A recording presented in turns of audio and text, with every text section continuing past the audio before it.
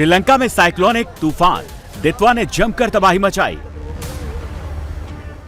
Thailand में आसमानी आफत से लोग त्राहिमाम कर रहे हैं। इंडोनेशिया में मॉनसून की बारिश से हाहाकार मचा हुआ है।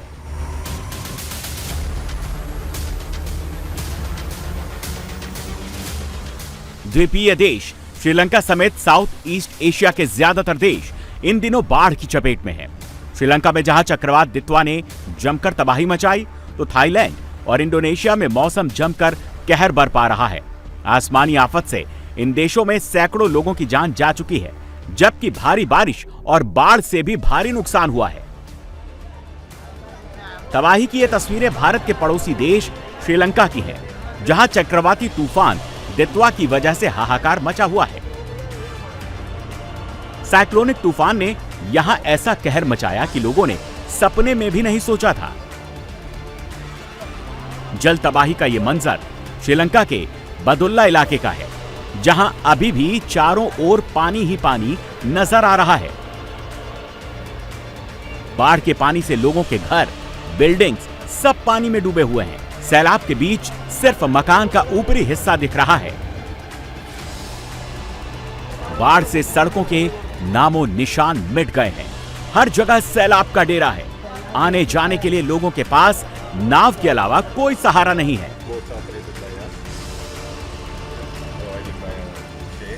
यही वो इलाका है जहां साइक्लोनिक तूफान के बाद सबसे ज्यादा तबाही हुई है। चक्रवात और बाढ़ बारिश से श्रीलंका में अब तक 150 लोगों की मौत हो चुकी है, जबकि 176 लोग अभी भी लापता हैं। कुदरती आपदा से बचने के लिए तकरीबन 78,000 लोगों को राहत शिविरों में शिफ्ट किया गया है।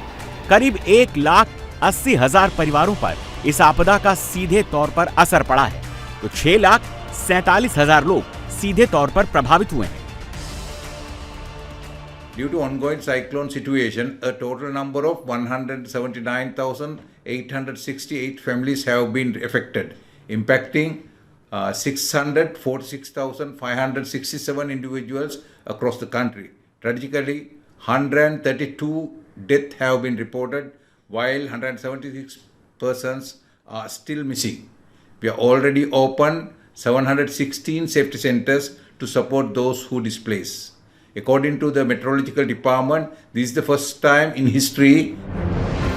श्रीलंका के बाद साइक्लोन दित्वा अब दक्षिण भारत में कहर बरपा सकता है।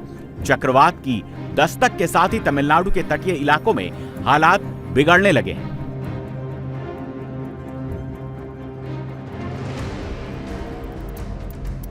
ये तस्वीरें चेन्नई की है, जहां लगातार तेज बारिश के चलते जनजीवन बुरी तरह से प्रभावित हुआ है।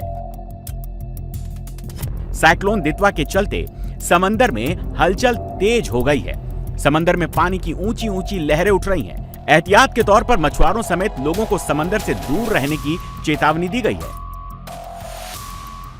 हवाई सेवाएं बुरी तरह से प्रभावित हैं और 47 उड़ानों को रद्द किया जा चुका है, जिसमें 36 घरेलू और 11 इंटरनेशनल फ्लाइट शामिल हैं।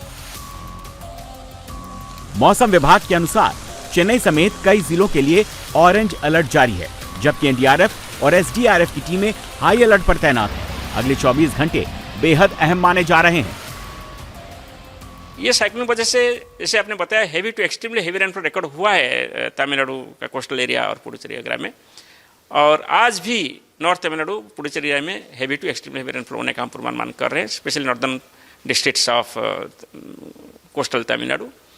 इसके साथ साथ कल ये रिड्यूस होगा, isolated heavy to very heavy rainfall हो सकता है, और परसों को कोई हेवी रेनफॉल वार्निंग हम एक्सपेक्ट नहीं कर रहा है।